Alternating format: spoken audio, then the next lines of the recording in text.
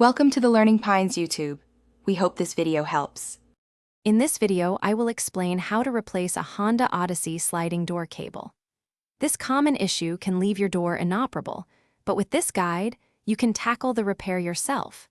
You'll save a significant amount of money, potentially over $1,000, compared to a professional service.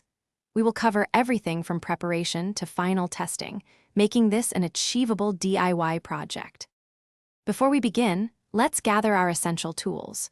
You will need plastic trim removal tools to protect your vehicle's interior, along with a Torx T40 driver and 10mm sockets. A Phillips head screwdriver and pliers are also necessary. Don't forget white lithium grease for lubricating the new cable.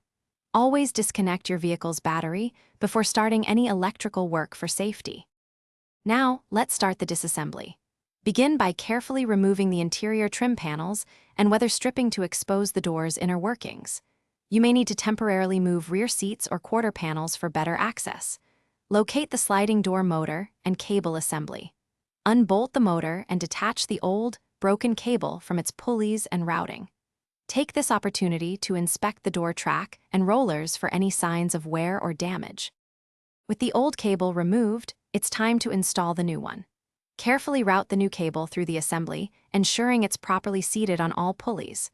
Reinstall the motor and all trim panels, reconnecting any electrical connections.